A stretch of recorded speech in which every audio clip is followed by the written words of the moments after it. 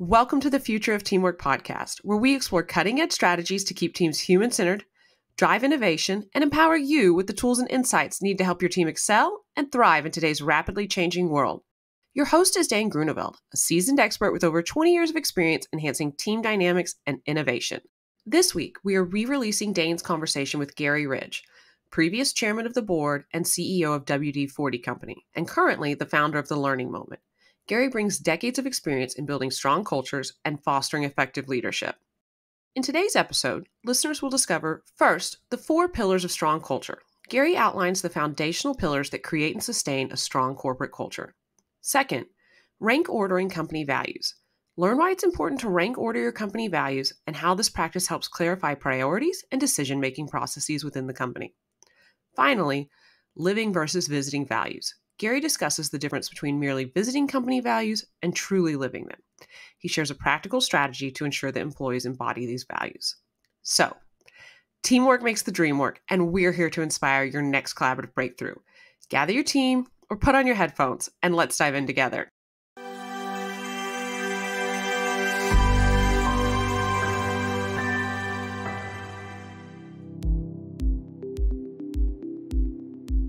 Welcome to the Future of Teamwork podcast. My name's Dane, CEO of Huddle 3 Group. And today I'm pleased to welcome a fellow Australian onto the show, Garry Ridge. So Garry's the chairman of WD-40, the founder of The Learning Moment, the culture coach. He's a busy guy and he's got a great story. So Garry, welcome to the show.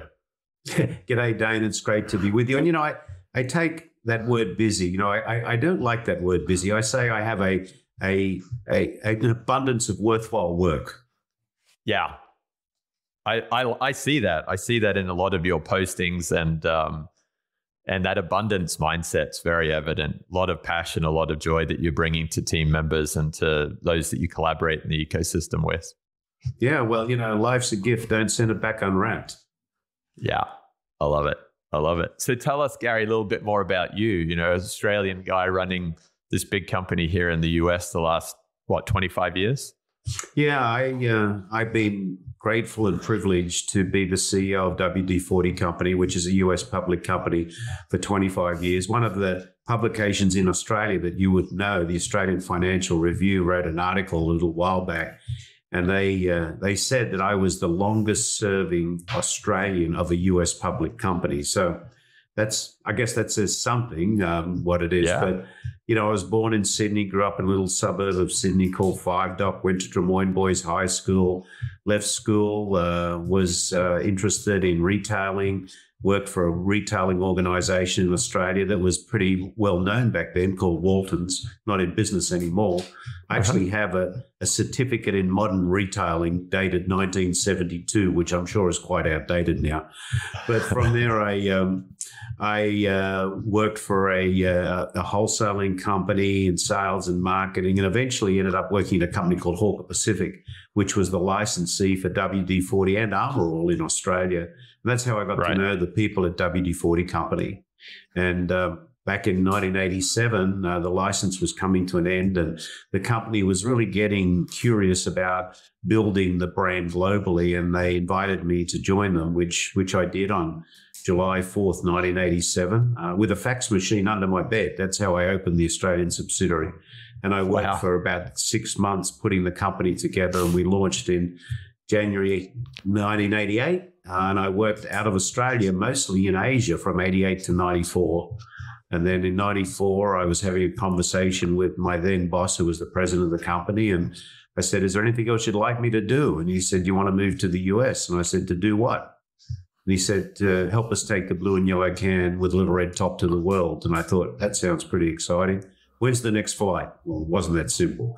But I moved over in 1994. And he retired 3 years later in 1997. And for some reason, the board of directors then of a US public company thought this Aussie guy who'd never been to Wall Street might be okay at leading a US organization. And that's where it all started. 25 years later, here we are. It's been quite a journey. Congratulations. I mean, it's a great story. And I love, just before the show, you and I were talking, and you said, well, that's the 25-year apprenticeship. So tell us a little bit more about, the 25-year apprenticeship and where you're focusing your passion and energy now.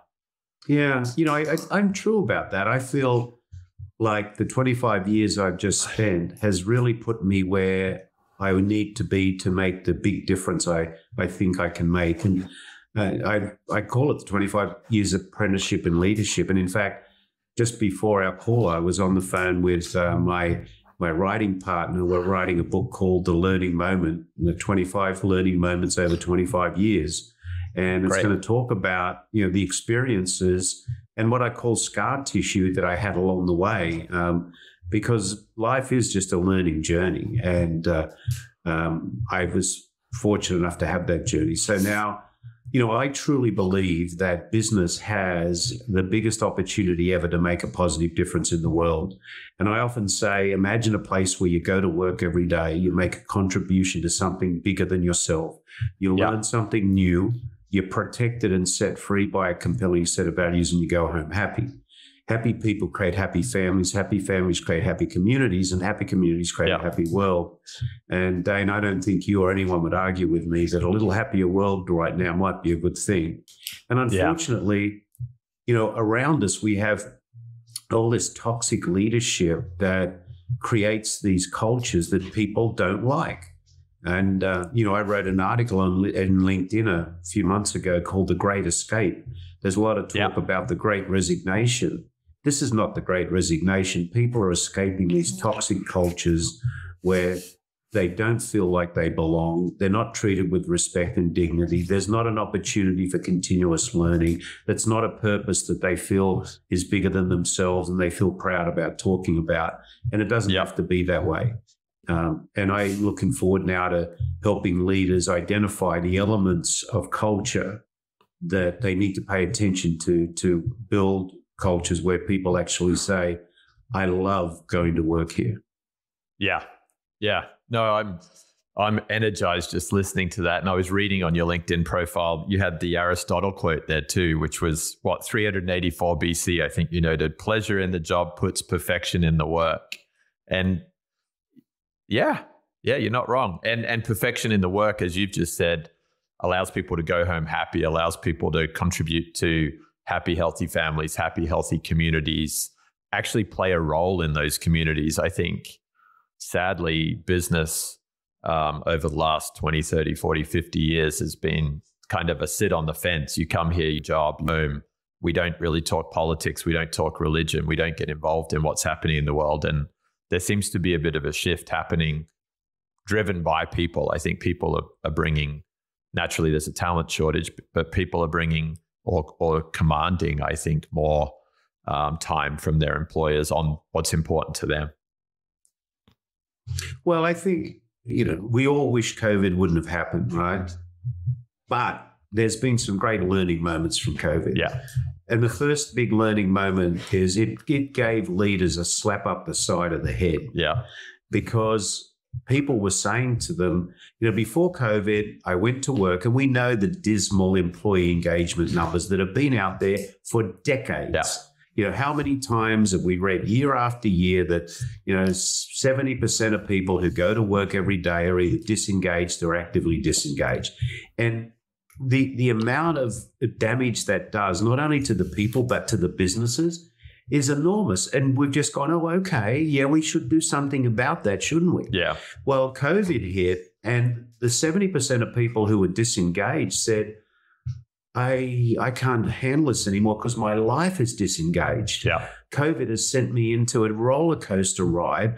So something's got to give here. And a lot of them said the give is I'm not going to come to work here anymore because I can't do it anymore. Yeah. And leaders have to wake up to that, and we can fix that in certain ways. Can't do it anymore is a very interesting use of language. It's not I don't want to do it anymore. It's I can't do it anymore. And I think there's a lot of truth to that. I think that COVID, like you say, it really threw a lot of people, a lot of communities into a state of shock and survival. And we became in a survival mode much more aware of what we could and couldn't do and what the toll was, rather than just kind of living in this numb state. I think it's real. I think people can't do it. You can't engage them with ping pong tables or, trips to the beach. You've got to think about why can't they do it and how can we change? So I'm intrigued if you think about that capacity to do something, where you see businesses being able to, with your learning moments, where you see businesses being able to start unlocking that formula so that people can do it and want to do it. So let's think about the 4 pillars that I think that business need to think about. The first one is care. Mm-hmm. And care means your ego is being eaten by your empathy. Your empathy isn't being eaten by your ego. Yeah. And care means not only rewarding and applauding people for doing great work, it's being brave enough to redirect people when they're playing the game but not winning because of the way they're playing.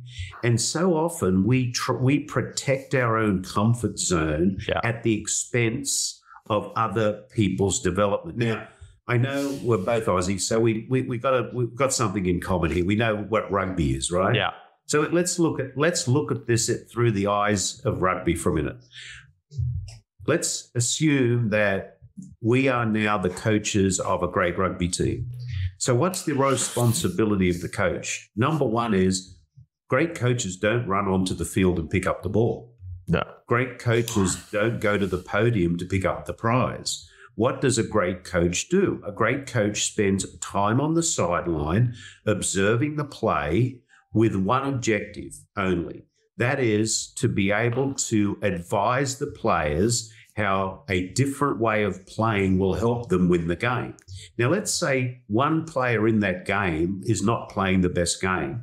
If that coach protects their own comfort zone by not redirecting that player, who loses? The whole team loses. Mm-hmm. The whole team loses. Mm-hmm. So the number one responsibility of a coach in caring is not only to be the cheerleader and okay, maybe a critic, but to redirect play. And that's so important. Yeah. The second thing is not only staying on the sideline, but great coaches spend a lot of time in the locker room. And what are they doing in the locker room? They're helping build trust amongst the players. Yeah. You probably read that great book, Legacy, written many years ago about the All Blacks and how, they used to make them sweep out the locker room and do the things they need to do to make sure they were bonding together. So the first thing is care. Yeah.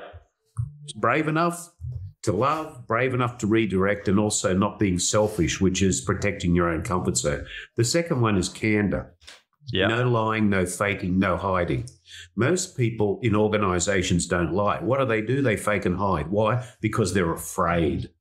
There's fear of failure. That's why you have to have the power of the learning moment. Yeah. And what's the power of the learning moment? A positive or negative outcome of any situation that needs to be openly and freely shared with all people. Yeah. The third pillar is accountability. What are you and I going to hold each other accountable for? And I tell you, most people let people down in life because there's not clarity around what are we holding each other accountable for. Yeah.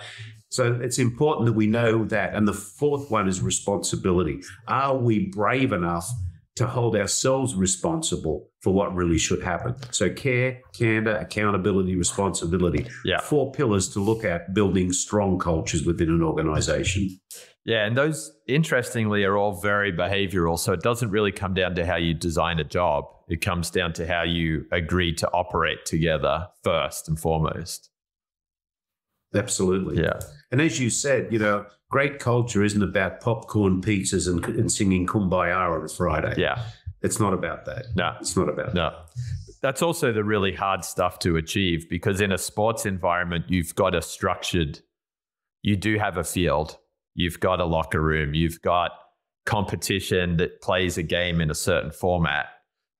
In business, it's never quite as simple as that. So as you think about those 4 pillars, Garry, and the 25 learning moments, not give too much away on the book, but are there any great examples of where you've been able to come in and interject a bit of care or candor into a team or into a business unit or something that really stands out in your mind? Yeah, I think there's also what language do you have in an organization that gives you the permission to act around those things? And at WD-40 Company, our second value in the company was we value creating positive, lasting memories in all of our relationships. Yep. And I can recall a time when I was in a meeting one morning and someone was not creating positive, lasting memories. And it was very out of character for this person that, you've probably been in one of those meetings, Dane, where someone's sucking the energy out of the room and you don't understand why. So, what do you do? Well, the first thing is you do nothing. That's not going to work because you're not going to, redirect or be able to encourage the person. The second thing is you act at the time.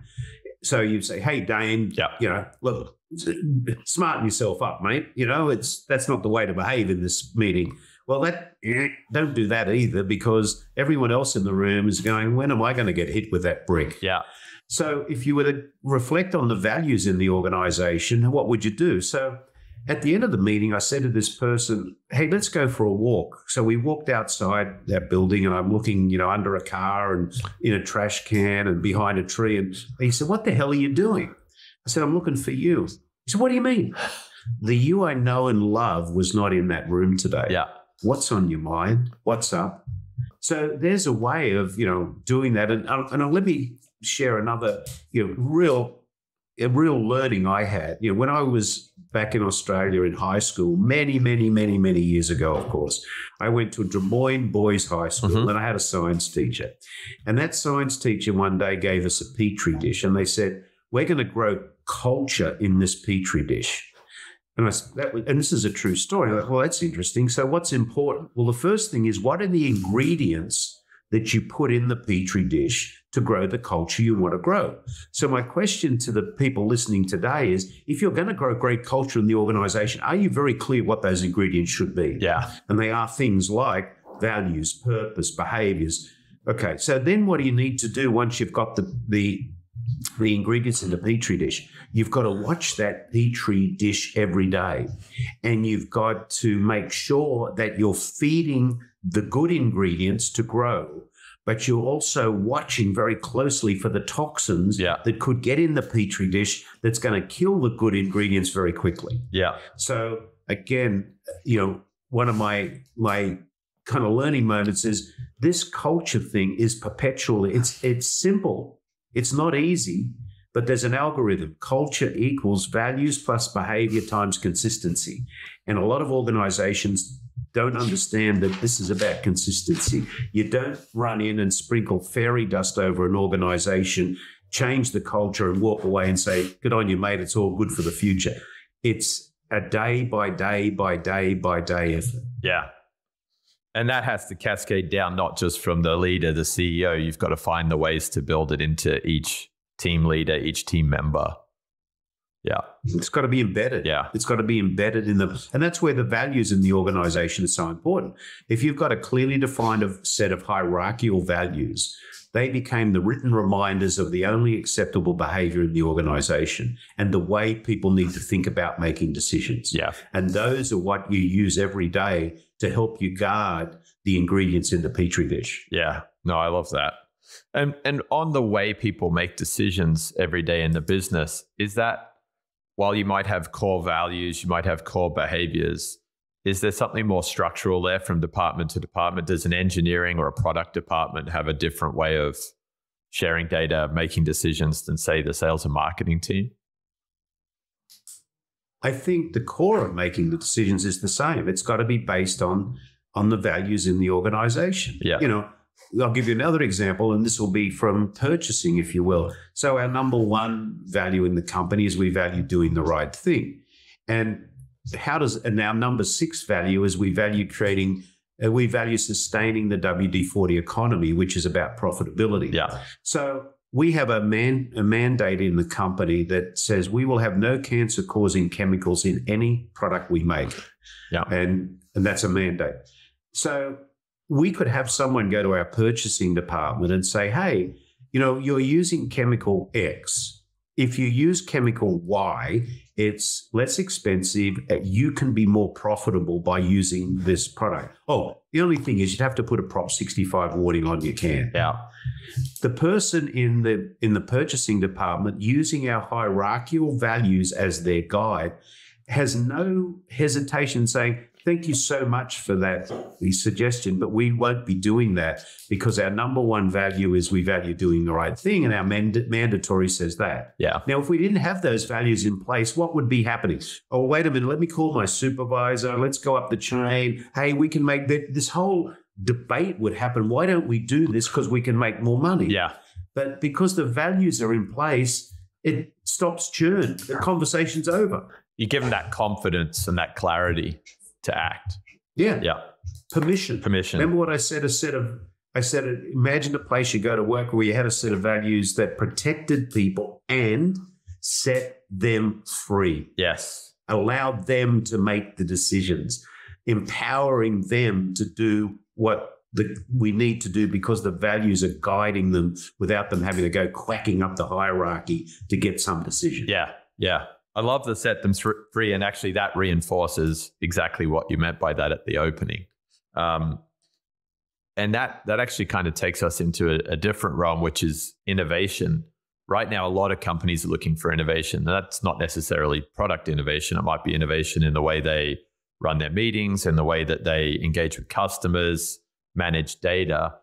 But the more and more you read and you look at where good innovation comes from, it doesn't come from the CEO or a brains trust in the middle of an organization. It comes from people out on the fringes. And I've always observed with WD-40, that the product and the role of the people that are using the product in the field is something that you've always celebrated. Perhaps you could touch on where you've seen some good innovations from your teams because you've had this set of values, this set of behaviors that protects and sets people free to come up with ideas regardless of their role in the team. Well, I'll go back to quoting one of our values. One of our values is we value making it better than it is today. Yeah. That's one of our values. So we're continuously looking for ways of making it better while living our purpose, which is we exist to create positive, lasting memories, solving problems in factories, homes, and workshops around the world. Yeah. One of our biggest and most successful innovations has been our delivery system. Uh-huh. And, years ago, if you bought a can of WD-40, it had a little red tube attached to the side of the can, and you'd have to take the tube and put it into the actuator. Yeah. And when we talked to our end users, they said, if you could make this easier for us, so that we could get our job done quicker, we would really appreciate it and we would value that. So we initially developed our smart straw delivery system, which attaches the straw to the can. In its lockdown position, it sprays normally. When you flip it up, it locks out and it comes out of the red tube. So a mechanic who's working on a car in a garage that has to get the car in and out, and the quicker he gets it in and out, the more productive he is. Yep. Now doesn't have to look for the little red tube. And then on top of that, later on, we developed the same type of delivery system, but with an 8-inch flexible tube on it. So if that same mechanic had a car up on a hoist and he had a bolt that was behind a manifold that he needed to get some penetrant to loosen, now he can do it quickly without waste, saving time. It's better for him. It's better for the environment. It's better for everybody. So by living our purpose and using our values, our end users tell us how we can deliver better value to them, and then that becomes a win-win for everybody. Yeah. That's a great story. Actually, I did see one of your videos when you brought out the Flexi tube on the can, and that was a cool video. It's an interesting theme in teamwork because we had a guest on the team recently called Kian Gohar, and Kian talks about innovation out there in the community and teaming out, which means it's not just your employees, it's your customers, it's your vendors, suppliers, and there's a perfect example of where everyday users are giving feedback to make your product stand out against the rest. Yeah, well, we do a thing, I think it's called Ethnology. I can never pronounce it. Yeah. But it's where we actually go into the environment where our product's being used, and we watch it being used in real life time and identify with the end users ways we can create a better product. Another great example is our WD-40 spray and stay gel. We had our end users tell us, we love WD-40, but could you help us with a product that doesn't drip, because we want to get into situations where we don't want it to drip after we apply it. Yeah. We said, we think we can do that if 3 years later we come up with a product called WD-40 Spray and Stay Gel. It's the original WD-40, but it's in a format when you spray it on to a hinge, it sticks. Yeah. And now it doesn't drip anymore. Now, our end users gave us that vision. Yeah, that's neat. Are there any examples where you had the suppliers downstream being invited into the team? Any of those, delivery systems where you're having to bring in people that are not WD-40 to come up with components or? Oh, yeah, absolutely. We don't manufacture anything. Right. We outsource all of the technology that had to go in develop. We have our R&D center in New Jersey, where I think we have 14 scientists in the tribe globally, but they are more the orchestrators of the work that needs to be done by outside parties. So we had top quality engineering firms helping us design what we needed to design, to make the dyes that needed to be made for the equipment, to all of that. So we rely heavily on the expertise of those outside. Neat. So it's interesting. We've had a few guests on when we talk about teamwork, and they talk about the difficulties of teaming up with someone who's not part of your organization. They don't have your values, your behaviors, ingrained in the way that they operate. How do you extend that if you're partnering with those folks for engineering and design? Is that part of your onboarding and selection process for those partners? Is it part of your continuous kind of project management effort? Well, one of the first things we do with any organization is we put them through a values alignment. And if people are not, we can't work with anybody who's not aligned with our values. Got it. And the second thing is there's nothing like the freedom of a tightly defined brief. So we want to make sure that our brief is tightly defined. And whenever we have a RFP, part of the RFP is a values assessment. Yeah, that's so important. And there's been a couple of times where we failed on something because we didn't do a good job. Yeah, in the initial stages of really making sure that the values of the person or the company we're working with were aligned with and compatible with ours. Yeah, no, that makes total sense. Not easy to do, but if you've got in the first place your behaviors and your values well set in your corporation, the job's halfway done, I guess.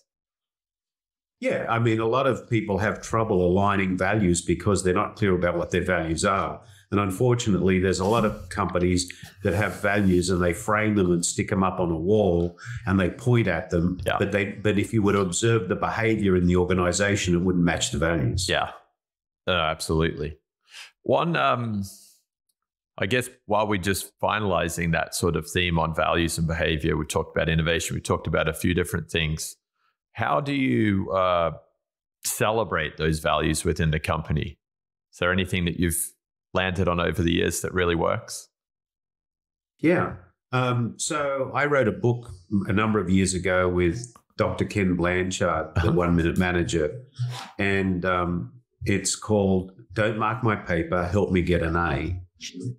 And in that book, we talk about how we integrate our values into our quarterly conversations with all of our tribe members. Yeah. So what does that mean? It means that every quarter when we sit down and have our formal conversation, which is a time when I'm here for you and you're here for me, we ask our tribe members to share with us how they've lived our values in the last 90 days. And we only have 2 measurements of that. You either live them or you visit them. And we don't want a lot of visitors. We want a lot of people who live them. So people talk about how they've actually lived these certain things in our organization. That's cool. Living and visiting. So visiting is just not being there enough?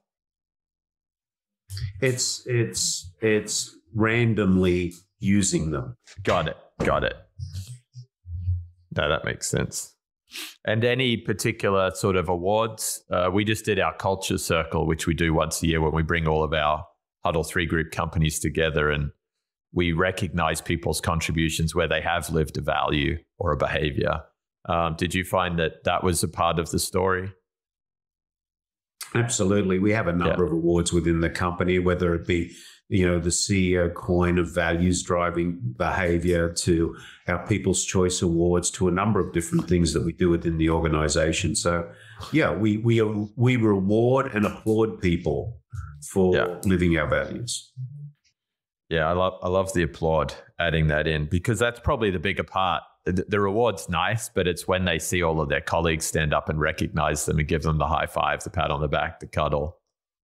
That's a winner. That's it. Yeah. Public recognition of great behavior. Yeah.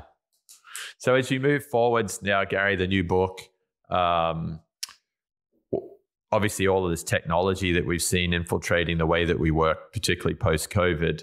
What are your, hopes? What is it that excites you about helping other companies kind of emulate some of the successes that you're able to design and deliver at WD-40? What excites me is we've proven at WD-40 Company over 25 years that by adopting a principle around having a highly engaged workforce with a culture with a competitive advantage, it benefits the people in the organization. 98% of our people globally say they love to tell people they work at WD-40 Company. And we operate in 17 countries around the world. We have a 93% employee engagement. 97% of people say they trust their coach, which is their boss. So, we've proven that we can not only have, positively impact people's lives by having them, work in an organization where they're respected and rewarded, but as a company, it's beneficial to the company because we've had a compounded annual growth rate of total shareholder return over 25 years of 14%. Our market cap's gone from 300 million to 2.5 billion, and during that time, we've taken our revenue from plus or minus 100 million to way over 500 million. Yeah, that's huge. They're big numbers, and compound annual growth at 14% through those peaks and troughs is pretty outstanding. Yeah. What do you? And it's all about the people. All about the people. So it's interesting. You've achieved that at WD-40. People are excited about it. We do a lot of work in the hydrocarbons industry, and a lot of our customers come and talk to us about we're losing mid-career talent like never before. If you're a traditional oil and gas company and you're not investing in renewables asset portfolio, that there's this social burden on the people. When you start to think about those companies there's some great companies, great balance sheets, good leaders in place, but they're fairly entrenched in markets that are getting a lot of disruption right now because of the environmental focus, the ESG movement. Where do those companies begin so that they can start getting their employees to feel excited and proud and not hiding that they work at a refinery or a place that may not carry the same public recognition as some other products or industries? Well, I think the whole question of ESG is interesting. And, as Larry Fink has said, this is not going from brown to green. This is a series of changing colors along the way. So I think the first thing is that the organizations have clarity around this is where we are, and that's reality, and this is where we're going. And we're going to be, proactive and proud about our journey along the way. Yeah. But not everything is going to be in this world. If we want to get back to 0, well, let's go and live like the caveman. Yeah. So there's variations of this, but I think what's important is it's such an important topic that we're paying more and more attention to. So we will progressively make the world a better place if we're all doing our bit to do that. Yeah. And I think as you say, owning it up front. This is where we are. This is where we're going. It's probably something that's not being said. That's silent in a lot of organizations right now. Yeah, I mean, be honest. This is where we are. Okay, yeah. We're here. Yeah, and we admit it. And this is where we're. But more importantly, this is where we're going. Yeah, and that's probably that probably hits all four of your pillars. I was just looking back over that. It's care, it's candor, it's accountability, it's responsibility. It's all four. Yeah. So you've given them the playbook. That's excellent. Neat. And on the technology piece, as you start to see more technology, more AI, more machine learning coming into organizations, have you got any views on how people and machines start to play roles together? I mean, you've seen a fair bit of technology advancement in your time at WD-40. Is there anything to take anecdotally there that might point towards the future?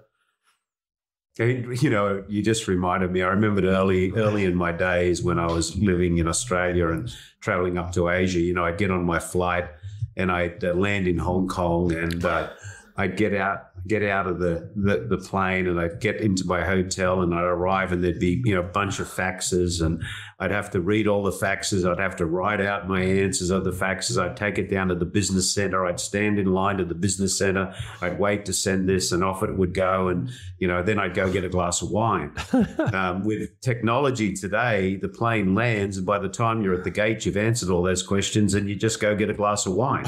So I think what it is that technology is empowering us to gather knowledge. The thing that I'm worried about a little bit is the addiction to what is real. There was a great book written called "Who Moved My Cheese," and a follow-on to that book is called "Out of the Maze," and in Out of the Maze, they talk about him and her were the two mice that were caught in this maze, and they talk about how they escaped from the maze. But one of the key messages in that book is notice your beliefs and ask yourself this question: why do I believe what I believe? And I think in technology, and particularly in information sharing these days, we need to really question ourselves around that. Why do we believe what we believe? On the other side, AI is going to, give us better data quicker, that we're going to be able to analyze better, to make better decisions. Yeah. So I think it's pretty exciting when you think about it. I remember my old dad, when he was an engineer, he worked for one company for 50 years. Yeah. And I remember when fax, so he was a pretty smart guy. And this goes back tens of years ago when he was alive, and fax machines came out, and we were having a conversation, and he said, how do we get the paper through the wires? Yeah. Yeah. And it's like, yeah, okay, look how things have changed. It is amazing. And I like the way that you described that arriving in Hong Kong story, because we were at a conference recently. We had a keynote speaker, Heather McGowan, talking to us. And she was saying that we're moving into this human value era because the technology allows us to take humans out of the reams of paper and, responding when they're in a market, when they could be spending time with customers and team members, whether that's over a wine or out on a plant walk down. So it does create more opportunity for humans to do what we're best at, which is connecting, really. Which is to be with other humans. Yeah. We're social animals. Yeah. No, that's both an optimistic view and a necessarily concerning view on the data and where people's beliefs and positions are coming from. That's really neat. And if you think about this next chapter, the book, the founder of the learning moment, what are the types of organizations that you're most looking forward to working with? Is it a particular industry segment, or are you very agnostic to who you get out there and support? I want to work with successful leaders who want to get better. I can't, I'm not in the business of doing, rehabilitation.